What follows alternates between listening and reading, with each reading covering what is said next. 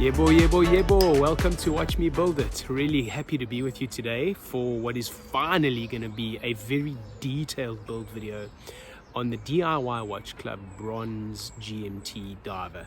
So I've already done an unboxing video on this. I've done a very detailed review of the watch itself, but today is the build video.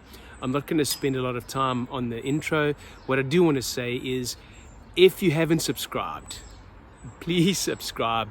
Give this video a thumbs up, and if you're keen on buying one of these, have a look at the link below, follow the link through to the DIY Watch Club, and use the code below this video to get yourself a discount. But thank you very much for joining, and enjoy this build. So here's the equipment I expect to use today. To begin with, we have a piece of pegwood. This comes in the DIY Watch Club toolkit, and I'm going to use that to point our parts out. So for the watch itself, we have the bronze diver case. Now, I gave a bit more footage on this when I unboxed it. A nice case, and I will review the watch once it's built, of course, as a separate video. But the nice thing about the case is that there are a few things, really tricky bits that are already done. So the chaptering is already installed. The crystal is already installed. The stem is already cut to size, and the bezel is already installed and ready to click away. So a lot has been done, which makes this a really good beginner's build. Then if we pick up the movement, this is the NH34 movement. It's a Seiko movement built by TMI. We'll have a bit of a closer look at this movement, but we'll be using that today. There's the back end of the movement that you can take a look at without the rotor. The rotor is separate because I was given a custom engraved rotor with a bit of Geneva striping on it, so it looks a little fancier than your average NH34 rotor. Then something I want to point out, so I'm leaving it in the packet, but here you have the spring washer that goes on top of the movement beneath the dial, and it helps all of the GMT mechanics to work well. Then coming through here, we have the GMT bezel insert. It's nice. It's got a radial or a circular brush on it. It's black and white, a really nice bezel insert. And that, of course, we're going to be sticking in there with some double-sided tape or with a little bit of glue. I'm likely going to use glue and not tape because I have an idea of possibly modding this in the future. But we've got that over there. And then this dial comes in two parts, as was discussed in the unboxing. But to begin with, we have this disc beneath, and the disc has the loom on it. And then we have the actual dial, and the dial has GMT, water resistant, and automatic inscribed on it. So those are the two components of the dial. Then, of course, what would a build be without hands? So we've got the GMT hand over there, and then through in this packaging, we have the second hand, the minute hand, and the hour hand. And then to complete the build, we have a leather strap. It's embossed as DIY Watch Club on that side, and on this side, it says Pelle Toscana. Then for the tools themselves, I've already mentioned the pegwood. I'm going to try doing this build as the kit is supplied. So I have my movement holder here, which I will only use in emergency. I'm going to try building the full watch using only the movement cushion, because that's the experience most users will have if you don't buy the movement holder. We then, of course, have the loop for magnification, which will attach to our glasses. We've got the case back fastener. We've got, very important, the puffer to drive dust away and out of the inside of the watch and off of your dial and off of your movement.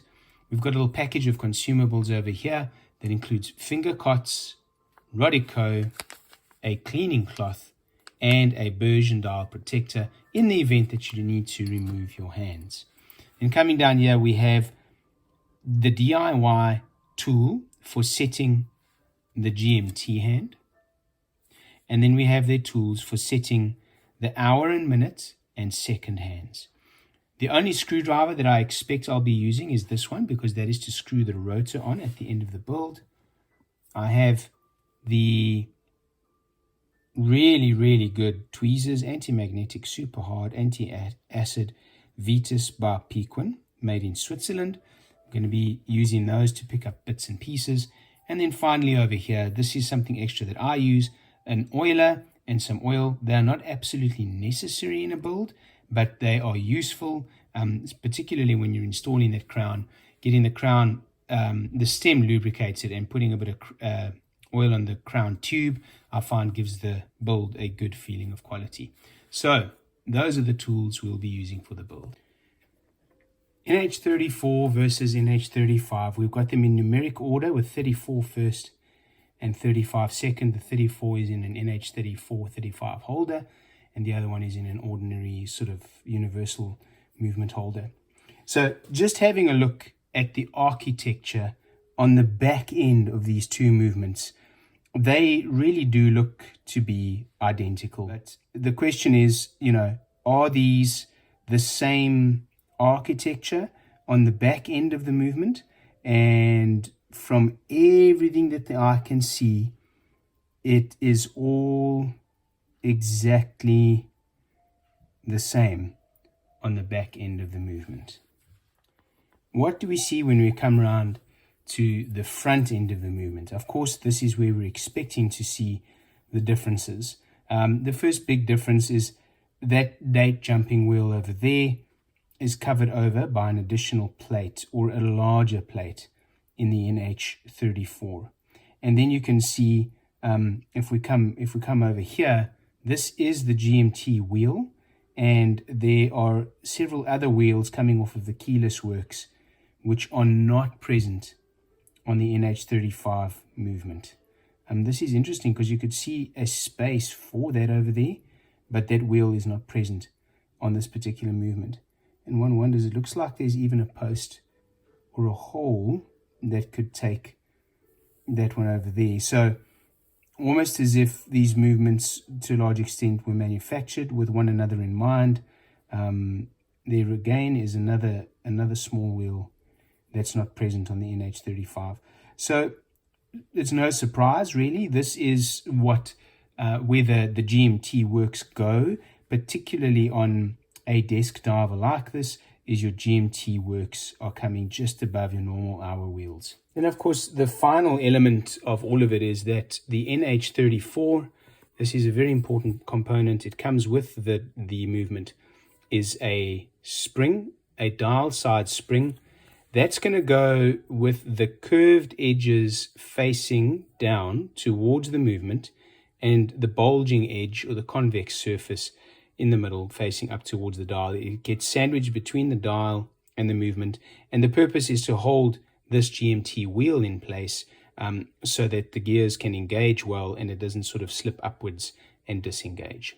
So there we go. That's a quick look at the difference between the NH34 and NH35 movements. Okay, step one is going to be checking the movement and installing the dial.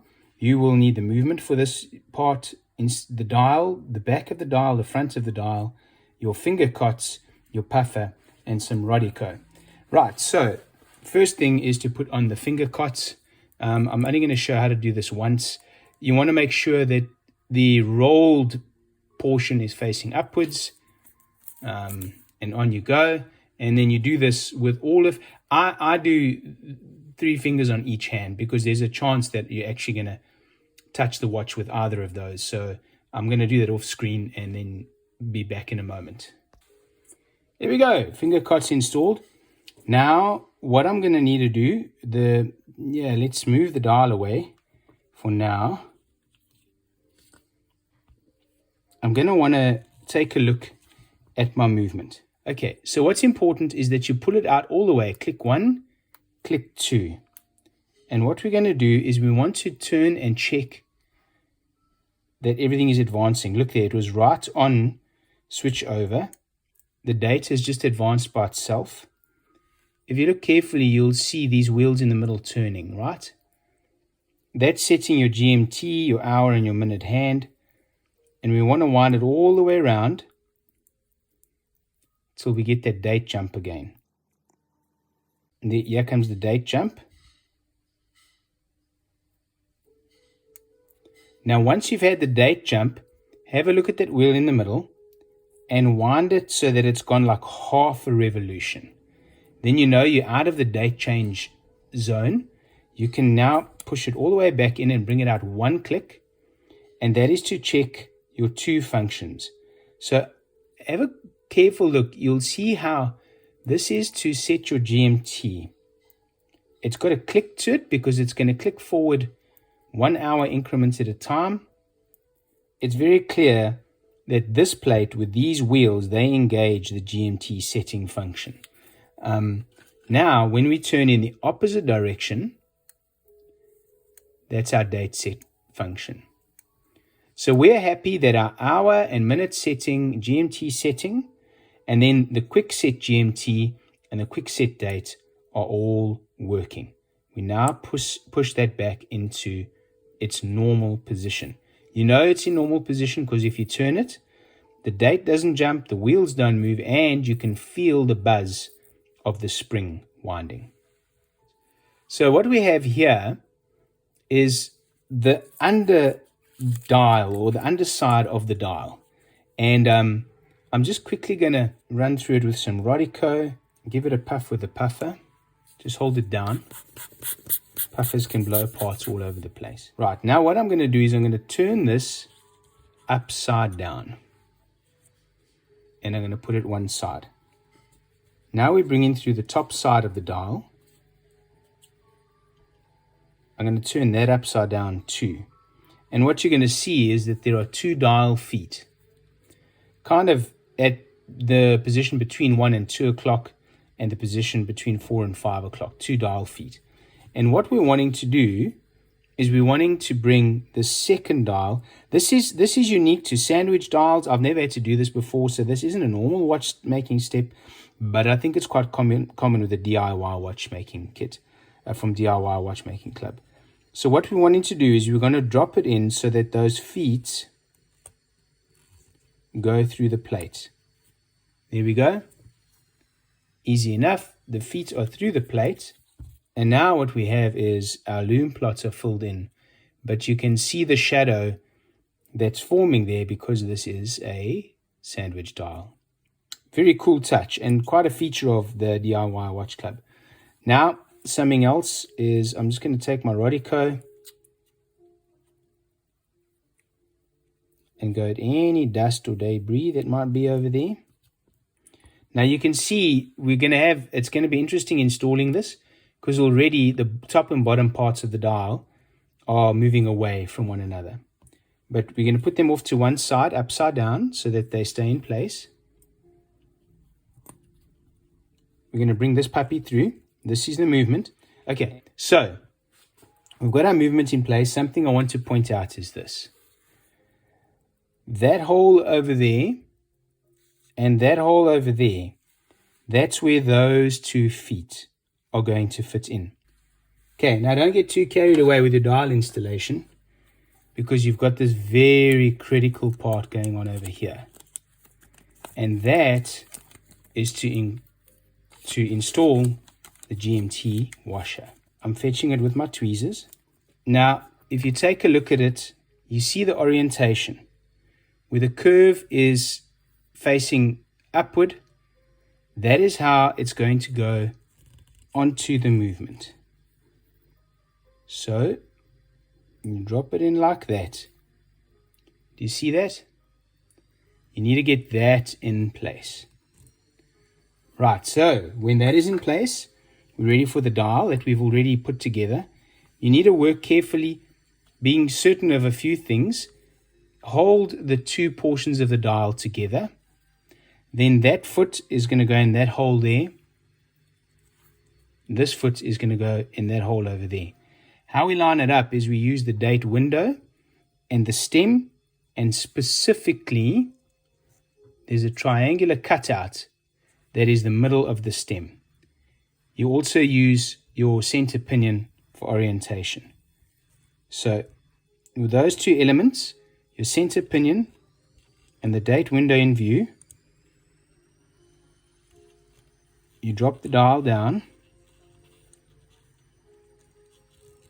until you sense the feet are finding those two holes. Now, before you press down, you come and have a look and say, yes, are we there? It should take a press and in it goes. We come around to this foot and we ask, are you in?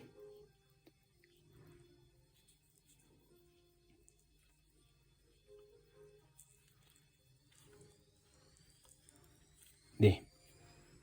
I've just felt it sort of, it doesn't click, but it finds its place.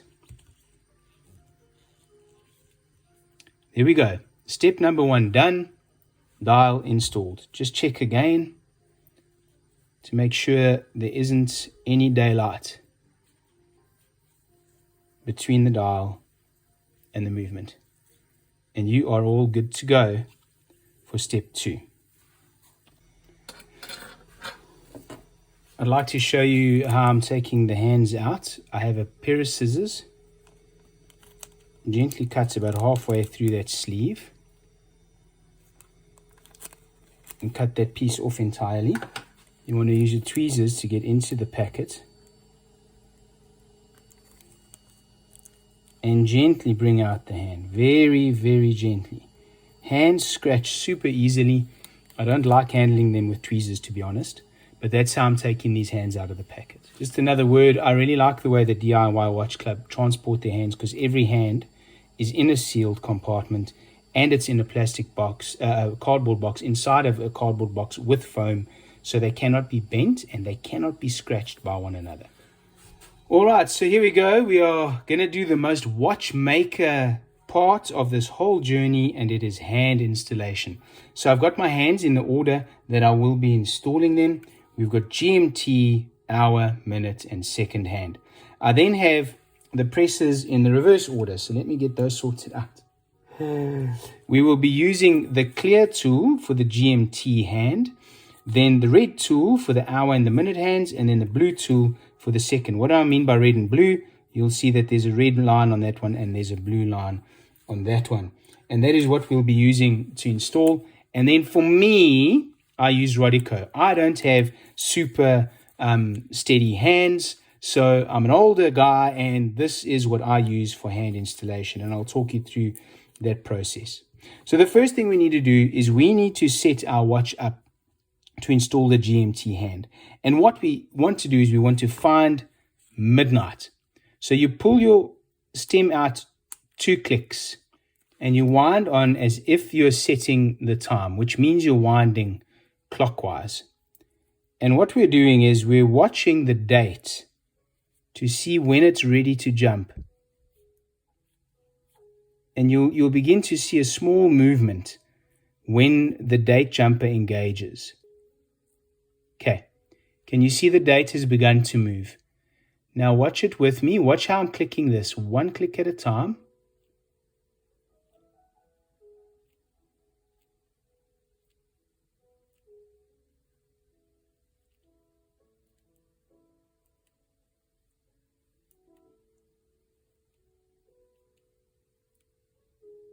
That is midnight position.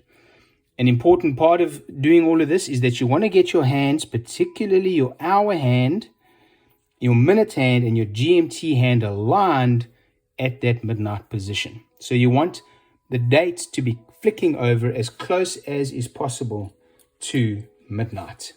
Okay, installing the GMT hand. I've got my loop on my glasses in case you're wondering, so that I can see what I'm doing. Speaking of these matters, we're first going to bring our puffer along. Puff away from your hands, or else you're going to blow them off the table. Give a really good puff. Then with your loop, take a good look at your dial and ensure that with your Rodico, you're taking any dust away.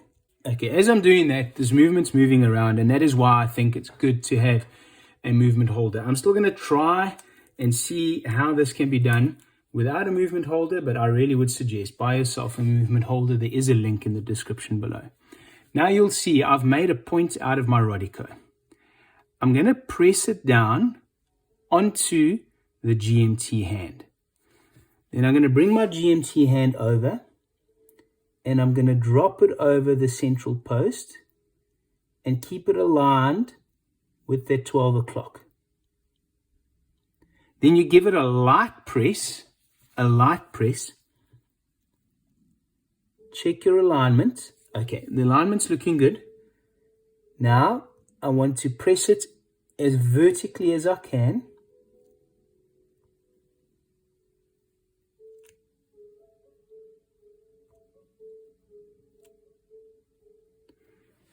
Now you're going to look at a few things.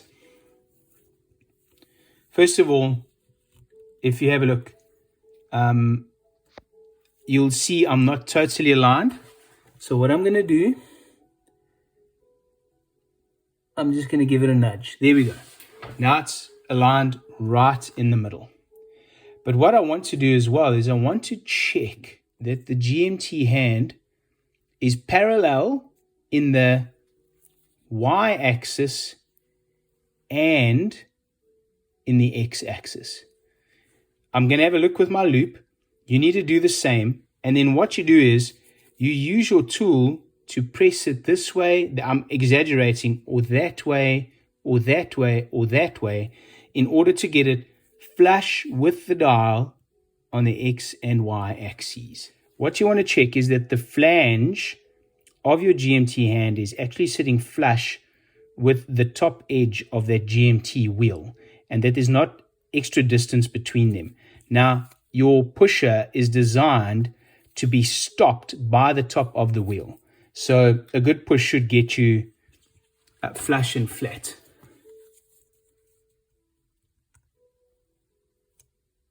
I'm happy that my GMT hand is in order. What's going to happen is I'm now going to wind it on clockwise, and you see the GMT hand moving. What I'm going to check is how close do we come to the midnight point on that date changeover.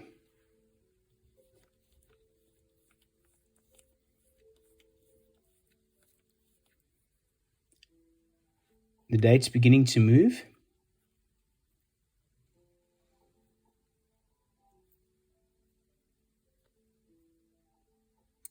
There we go. I'm really happy with that result. Right, now the hour hand installation, very similar story. I'm going to put the GMT hand tool aside. I'm going to pick up the hour hand tool with the red ring on it. I'm going to use that same sharpened piece of Rodico.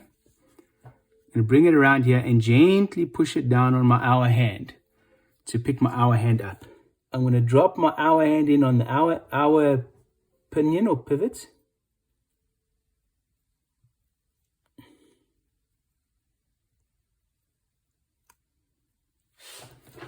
Okay, now it's lightly on. What I want to do is just give it a bit of a press to get it perfectly lined up with the GMT hand. Right. And now, similarly to with the GMT, we're going to check whether it's parallel on the X and the Y axes. I can see it's not parallel on the Y axis. And so I'm going to come and use my setting tool to set the hand. And also you want to push until the top edge of the hands is flush with the flange for the hour hand. All right, almost there, but it needs to dip towards the 12 o'clock position a little. This is really delicate work, and you want to take your time on it. Okay, so I'm satisfied with my setting in the X and the Y axes. Now there's something else I'd like you to pay attention to. If you've dropped your hand in with Rodico, there is a chance that you might have Rodico smudges on the hand. Fear not. All you need to do is, again, sharpen the tip of your Rodico and gently bring it along and drag it along the edge of the hand, and you will lift off all of your marks. It is the downside of the Rodico placement, but it's easily remedied. And Rodico doesn't scratch hands. Tweezers scratch hands. There we go. Now what we're going to do is we're going to do the same as we did with the GMT. Now I want you to notice that the GMT moves slower than the hour hand. Why? Because an hour hand does 2 rotations in 24 hours, and a GMT hand does a single rotation in 24 hours. I want to see how close the hour hand is to 12 o'clock when the date snaps. Ah, that's grand. There we go. Okay, now time for the minute hand. Pretty much the same procedure. We're still using the setting tool with the red on it, and we're dropping it in with Rodico, and we're setting it like this. Give it a gentle press. Right, there we go. I've got my alignment nice. It's a gentle press. I'm going to give it a firmer press. Okay. I'm now going to check for alignment on the X and Y axes. This one has to come towards 6 o'clock, and it needs to dip towards 9 a little. So I'm going to put my pressing tool on here. Dip towards 6 and a little towards 9.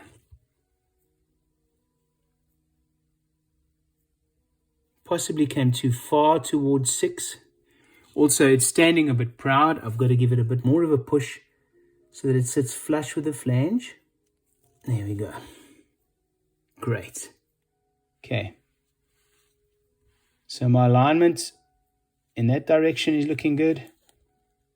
Alignment in that direction, maybe it's dipping towards the 12 a little too much. What I'm going to try and do, because I've pressed it, it's flush with the flange there. Instead of pushing, I'm going to take a little bit of the paper that I cut off of the hand packaging and slide it between the GMT and minute hand, and just going to lift it a little. All right. Now, let's see. We do the same time winding. Now, of course, the minute hand does a full revolution for every hour. And around we go.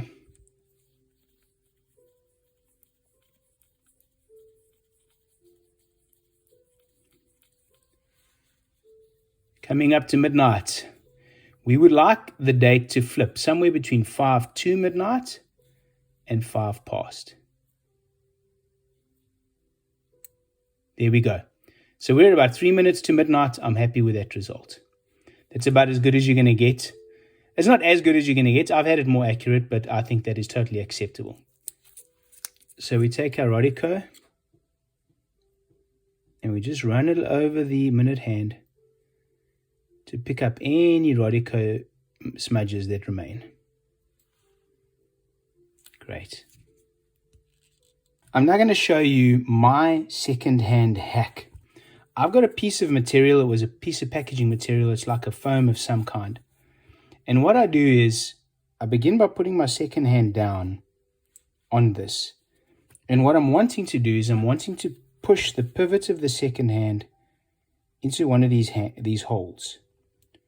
The reason I do this is I'm going to be applying pressure to that second hand. And if you do it on a flat surface, you're going to bend the second hand. Right, so that's where I begin. Then the next thing I do is I take those beautifully sharp tweezers that came with this set, and I pull a tiny piece of Rodico away from my Rodico. And I create a little ball with it, and I place that ball on my workbench. Then I bring my blue tip second hand setter along, and I use it to pick that ball up. So I now have a little ball of Rodico on the end of my second hand tool. Now what I do is I come along and I drop that down onto the pivot of my second hand. And I pick the second hand up like that. Then your second hand doesn't have to line up with your other hands because it's a hacking movement, and you can set that once the watch is running. Let me see if I can do this sideways.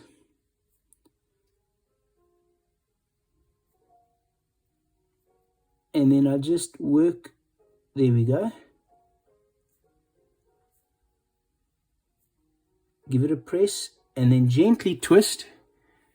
Have you ever seen an easier second-hand installation?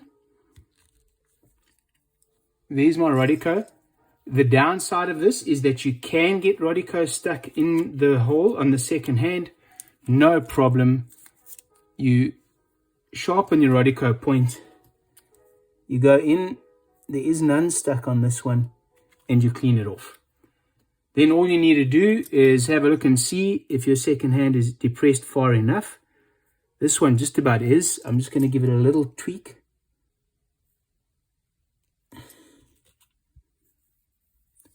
All right, and now I check to see, does my minute hand clear the second hand? Yes, it does. Are they all parallel? Yes, they are. Then this is the magic moment. You push it in, and away she goes. And there it is, ticking away in all of its mechanical watch beauty. This is the heart of your watch. A beautiful sandwich dial with loom beneath. Your hands are all parallel to the dial. It's ticking away. You can see it's been about 11 minutes since I did my thing. If we pull it out once, remember, don't change the date there. You pull it out twice. You see your second hand stops. It's a hacking second hand function. Then what we're going to do, we're going to bring it round so that you've gone more than 3 hours past midnight before you change the date and any such thing. Push it all the way in and bring it out one more time. Anti-clockwise is giving you a date change. Clockwise is changing the GMT. We'll look at how to set the GMT time a little later on. Right, now we're going to move on to casing. We're going to bring your case over. There are a couple of things you want to do to prepare your case for installation. The first thing you're going to want to do is give it a good clean. So you're going to bring your cloth out that they've supplied. It's a nice cloth, this. And you're going to want to give that crystal a great clean. This is because a clean crystal on the outside will help you to identify debris on the inside. As it stands, I can already identify quite a bit of debris on the inside of this watch. It's going to need to be blown out or puffed out. I'm not sure that it's clear on the camera, but I can see it for certain. Then the other thing you're going to want to do before you case is you're going to want to unscrew the crown and stem. Place them one side. Then you're going to come around to the back of the watch and you're going to unscrew the titanium case back. There's a movement holder on the inside, and that is very interesting. And look what's happened. The chapter ring has come out with the movement holder. That's fascinating. Okay. So if you have a look there, there's a foot, almost like a dial foot for this chapter ring. One goes there, and the other goes on the other side. Now, one of the trickier parts of a build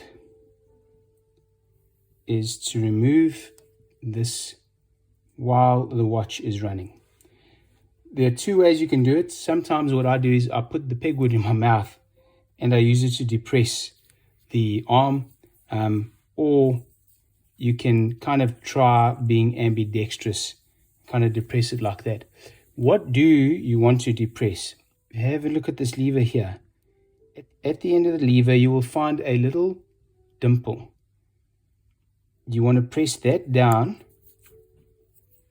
and pull the crown at the same time. See, the thing is, you don't want to disturb the hands while you do it. Another important feature is that those hands need to be running when you do this. You won't find that dimple if you've got it in the time setting position. Okay, there we go. I use my mouth for that. I held the pegwood in my mouth and I pulled this out with my fingers. Okay, we've been successful. Always check that you didn't disturb your hands while you were doing that. Right, now what we're going to do, we're going to give this all a good puff. That all a good puff. Bring it radico along and just make sure.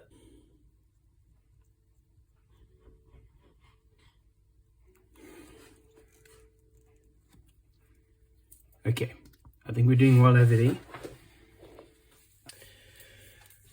The eagle-eyed among you will notice that I have different gloves on right now and that I already have the bezel insert set into this. And that is because I'm filming this step quite some time after I've filmed all of the other footage. The reason being there's an intricacy in this step that I was not aware of previously, and I'd like to pass some of my learning on to you.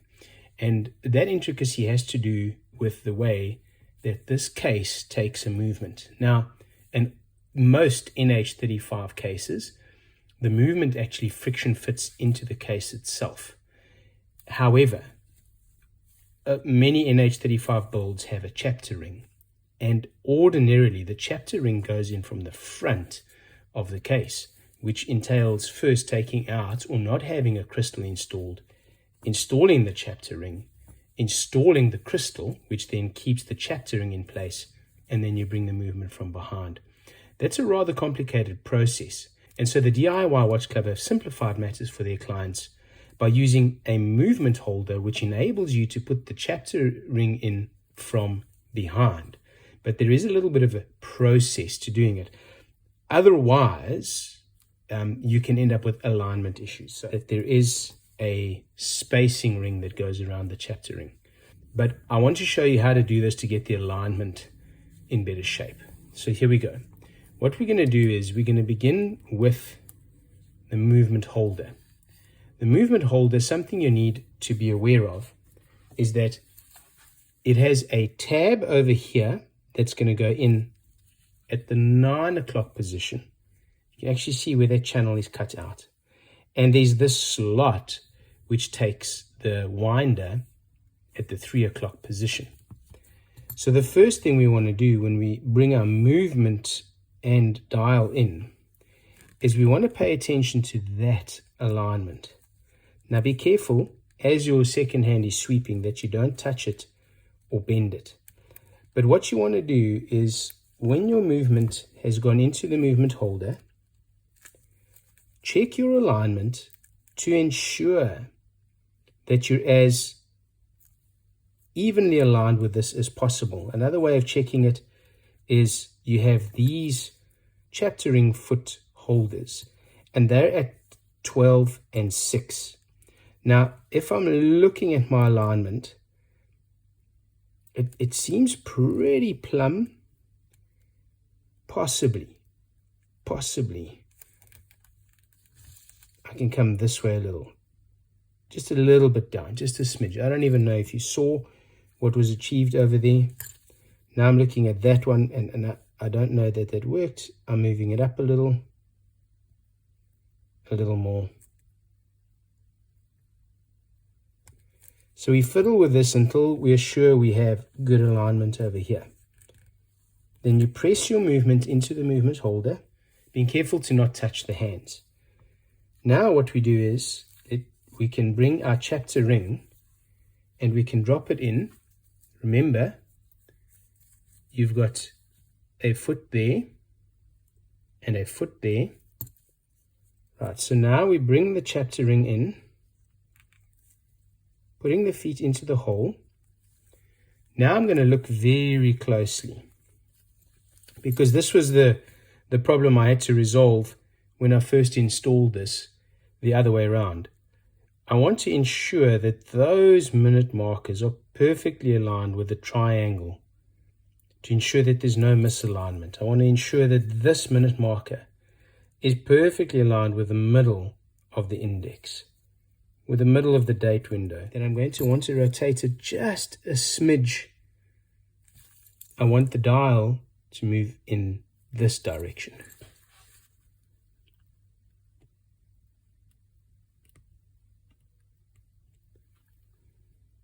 No, that's too much.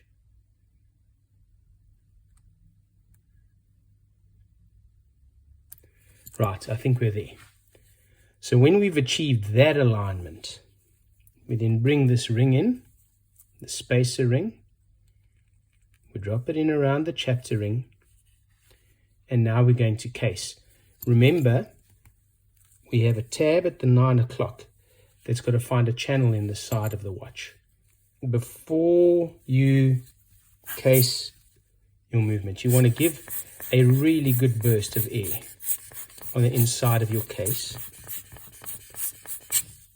Then you want to get yourself a piece of clean Rodico, the Rodico that came in your kit.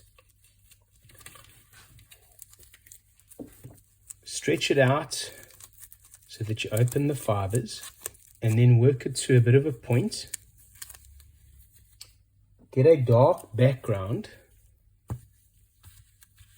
and now you get really close with your loop and investigate that glass and see if there are any flecks on the inside. And if you see one, you press your Rodico up against it and you remove it. If you see a fleck that isn't moving, you can always bring your cleaning cloth, and if it moves, you know it's on the outside and it's safe. Right, when you've done that for some time, you know that the inside of your crystal is clean. Right, now, gently, I'm going to bring the watch over the dial, and as gently as possible, I'm going to tip it over.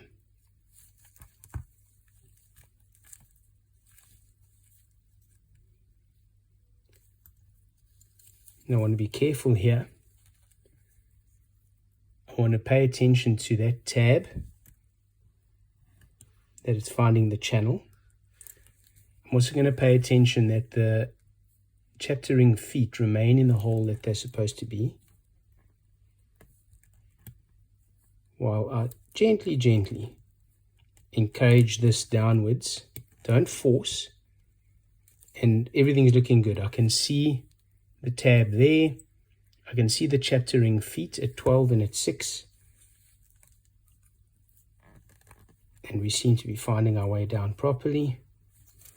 Now what I want to do is I want to have a look down that tube, and I want to make sure that the hole is centered for the crown. Yeah, the hole seems centered. It might just need a little extra bit of encouragement to make sure it's in.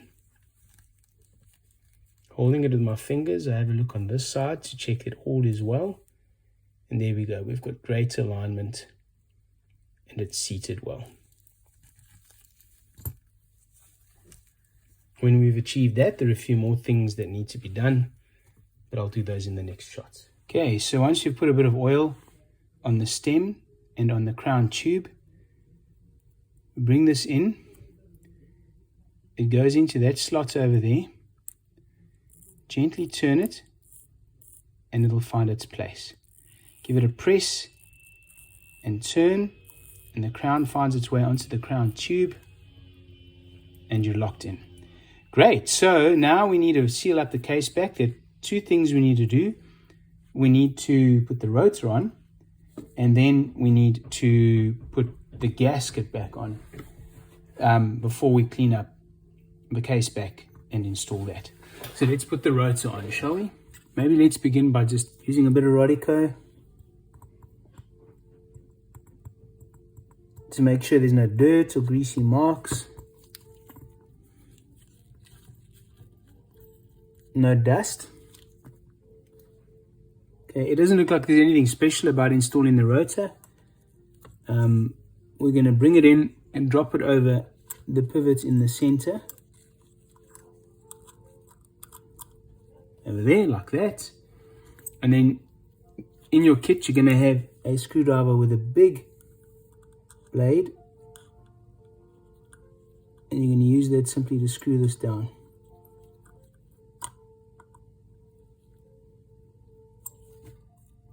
There we go, easy enough. Use your pegwood, not your screwdriver, to check that it's spinning freely, nothing's getting caught anywhere. I'm also noticing a few greasy bits on the movement. It's probably my fault getting fingers over it. So don't touch the balance wheel, but you are welcome to clean up anywhere else on the inside of the movement that has got maybe a small fingerprint or something. Again, this is taking a display case back. You want it to be in great shape. But again, just don't touch the balance wheel while you're at it. You wouldn't want to wreck that.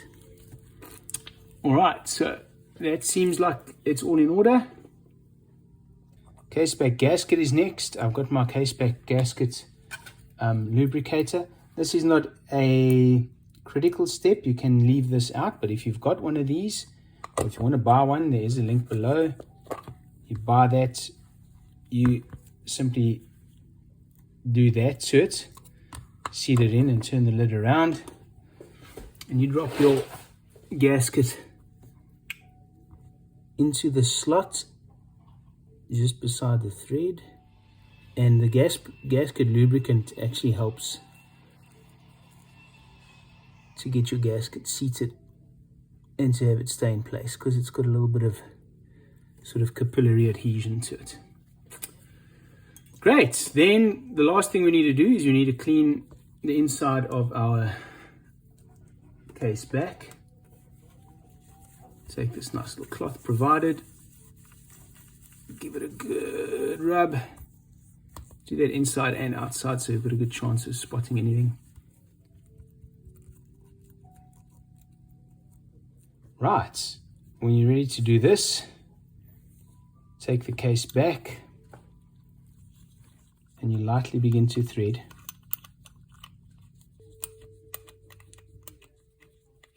You don't want to force it to take a thread and cross thread. There we go.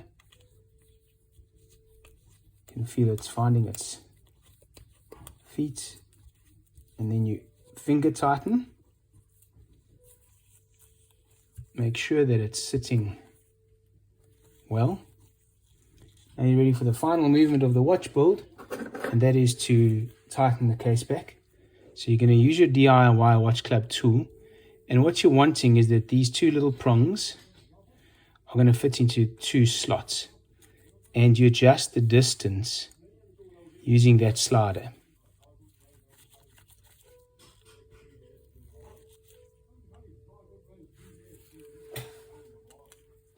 Okay, so we've tightened it on. Now you push down and twist.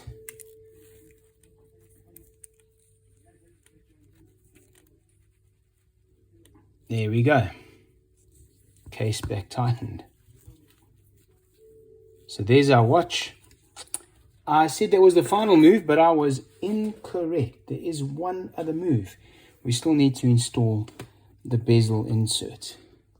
Okay, so for bezel insert installation, I prefer to use GS Hypo Cement.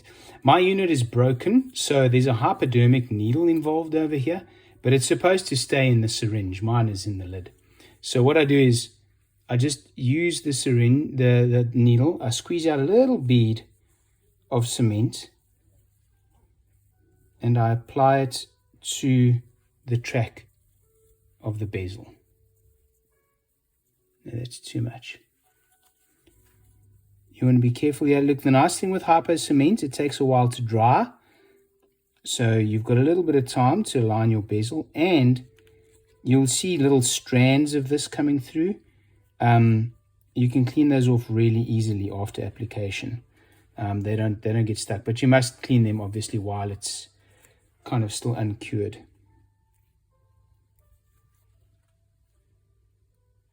All right, there's my hypo cement applied. I've just noticed something on this application. It kind of went over the edge a little. So I'm just using my pigwood to clean it off the edge. All right.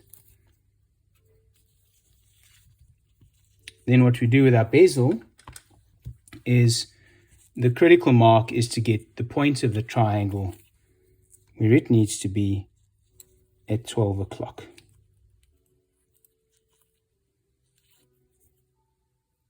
When that point is in place, you can drop it into its position. Yeah. No need for, with a hypo cement, you can do this. You see there? That's the nice thing. With a hypo cement, if you've got it wrong, you can maneuver it while it's still curing. And then you just want to bring a piece of tissue to wipe off anything that might still be there. But there we go. That's what our watch is looking like right now.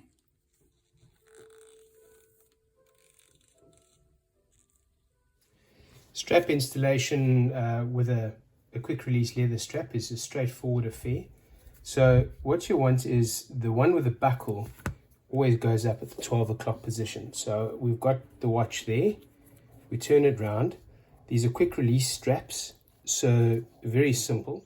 You insert that pin into the bottom cleat. You bring this one up and then you just use your fingernail to pull the pin down. And then you let it release into the hole, and then you just rotate it. You bring in the other half, same story. Insert it into the bottom hole, and then you let it release into that hole. So there we go. There's our full watch, built on the strap and rolling. And bring it through for the wrist roll. So I've got like a 7.5 inch wrist, and it actually doesn't sit that big on my wrist. The thing that helps it is that the lugs sweep down really severely. You can see that this wrist roll footage and the strap installation are done quite a long time after the build, and you can actually see how the patina is forming on the watch. It's not as shiny and brassy as it was at the beginning. So what do you think? What do you think? What do you think? Did you enjoy the build? I've got to tell you something. It was a little more complicated than I expected, and the thing that made it more complicated was the whole deal with the movement holder and the chapter ring and the alignment. What I'm really glad for is that because I went through that process, I was able to give you some of the things that I've learned, and I think you should have a far easier time of it. There was another little issue that came up for me while I was doing the build, and it turned out that the crown was actually bent. The crown tube was bent, so it wasn't totally perpendicular with the stem. It wasn't a huge problem. I sent the DIY Watch Club an email. I also sent them a video showing how the crown was off center. They mailed me a new crown. I had it in 2 days and I was able to finish the build without any worries. So that's for me a real plus actually. It's not that there are never problems, but it's how do they deal with them when they arise. And for me that is great service, great customer care when they respond quickly and they do a really good job of it. Would I recommend this? Yeah, for sure. It's not the easiest build, but it's not the most difficult either. So if you've done some of the more entry-level builds already and you want to scale up, I would say this is a good way to scale up, because you're putting the GMT hand on, you're going through the sort of the intricacies of setting a GMT, you're putting a bezel insert in, and yeah, you're just taking it up to the next level. So guys, enjoy your build, use the code below, be sure to like, be sure to subscribe, and I'll catch you on the next video. Cheers.